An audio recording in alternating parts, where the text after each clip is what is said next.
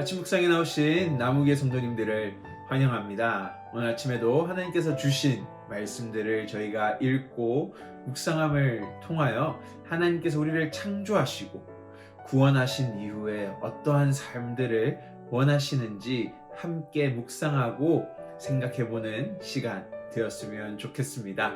오늘 하나님께서 저희들에게 주신 말씀은요, 사사기 12장 8절에서 15절 말씀입니다. 함께 드라마 바이블로 말씀 듣고 오시겠습니다. 그 뒤를 이어 베들레헴의 입산이 이스라엘의 사사가 되었더라. 그가 아들 30명과 딸 30명을 두었더니 그가 딸들을 밖으로 시집 보냈고 아들들을 위하여는 밖에서 여자 30명을 데려왔더라. 그가 이스라엘의 사사가 된 지 7년이라 입산이 죽음에 베들레헴에 장사되었더라. 그 뒤를 이어 스불론 사람 엘론이 이스라엘의 사사가 되어 10년 동안 이스라엘을 다스렸더라. 스불론 사람 엘론이 죽음에 스불론 땅 아얄론에 장사되었더라. 그 뒤를 이어 비라돈 사람 힐렐의 아들 압돈이 이스라엘의 사사가 되었더라. 그에게 아들 40명과 손자 30명이 있어 어린 나귀 70마리를 탔더라. 압돈이 이스라엘의 사사가 된 지 8년이라 비라돈 사람 힐렐의 아들 압돈이 죽음에 에브라임 땅 아말렉 사람의 산지 비라돈에 장사되었더라.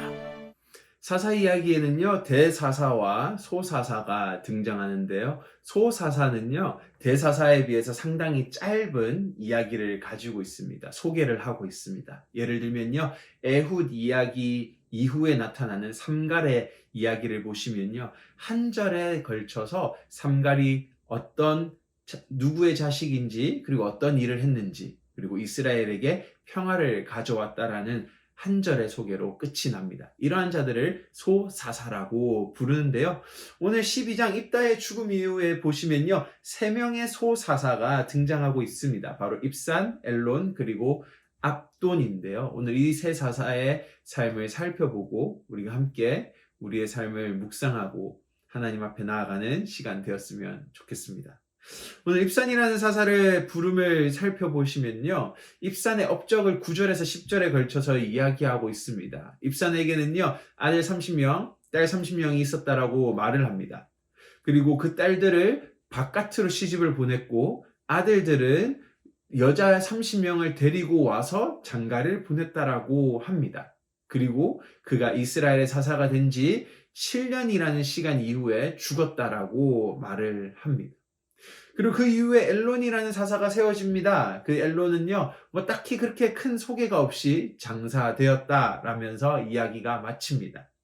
그리고 마지막으로 압돈이라는 소사사가 소개가 됩니다. 14절, 15절 두 절에 걸쳐서 소개를 하는데요, 이 압돈에게는 아들 40명과 손자 40명이 있었는데 이들에게 어린 낙이 70마리를 태웠다라는 기록만 남겨두고 있습니다. 그리고는 바로 또 장사되었다라고 하며 이야기를, 기록을 마칩니다.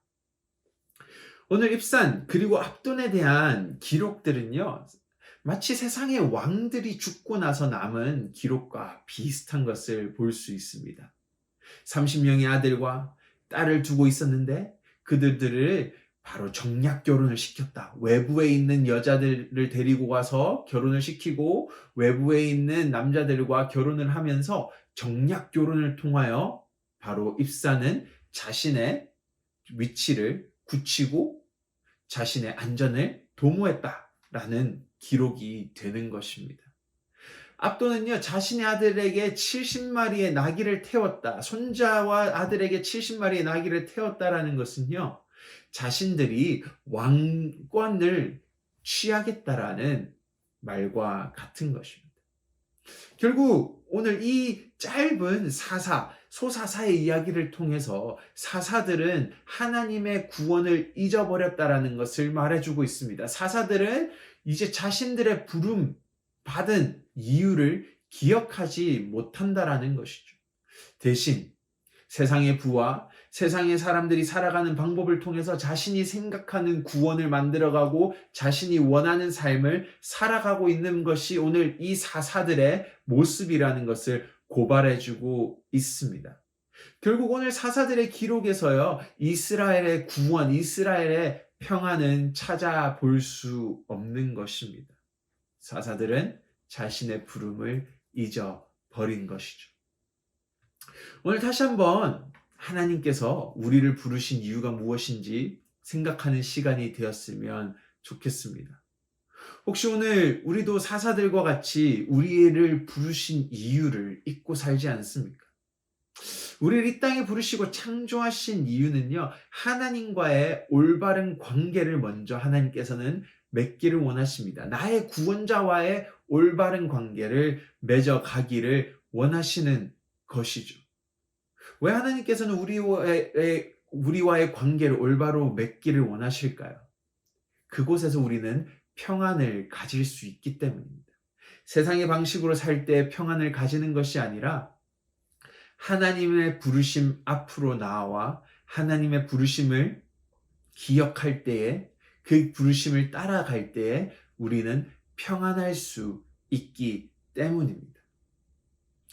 우리가 예수 그리스도의 사역을 생각해 보았을 때요, 예수 그리스도는 하나님 앞에 온전히 순종하는 하나님과의 관계로 나아갔습니다. 그럴 때에 세상 가운데, 이웃 가운데 구원이 생겼고 평안이 찾아오지 않았습니까? 오늘 하나님께서는요, 우리의 관계가 올바로 선 것을 통하여서 세상 가운데 하나님의 평안을 전하기를 간절히 원하십니다. 그리고 그 속에서 우리 안에 기쁨이 생기고 하나님께서도 기뻐하신다라고 말씀하십니다. 바로 이러한 부르심 앞에 우리가 올바로 살아갈 때 우리의 삶은요, 하나님께서 우리를 영화롭게 하실 것이고 우리를 칭찬하시며 즐거워하실 것입니다. 오늘도 우리가 이러한 삶을, 우리의 부르심을 기억하며 살아가는 우리 나무교회 성도님들 되시기를 간절히 바랍니다.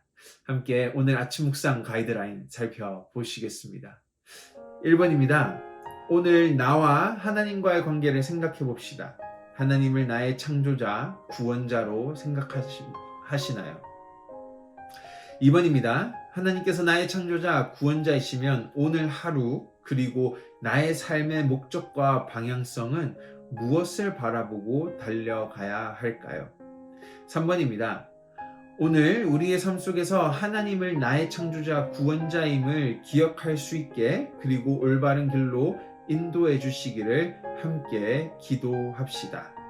함께 기도하시겠습니다. 하나님 감사합니다. 오늘 말씀을 통하여 우리가 하나님 앞에 부름받은 자임을 기억하게 하여 주셔서 감사합니다. 하나님, 정말로 우리는 쉽게 세상의 방법대로, 세상이 원하는 대로 살아갈 때가 많습니다. 하지만 우리를 소중하게 창조하셨고 우리를 가장 비싼 예수 그리스도의 보혈로 구원하신 우리 하나님께서 원하시는 하나님의 구원을 따라 살아갈 수 있는 믿음과 힘을 허락하여 주시기를 간절히 바랍니다. 오늘 우리의 삶 속에서 예수 그리스도의 사랑을 이웃과 나누고 또한 하나님의 구원을 우리의 삶을 통하여 보여줄 수 있는 그리스도인의 삶이 될 수 있게 인도하여 주시옵소서. 감사합니다. 예수님 이름으로 기도드립니다. 아멘.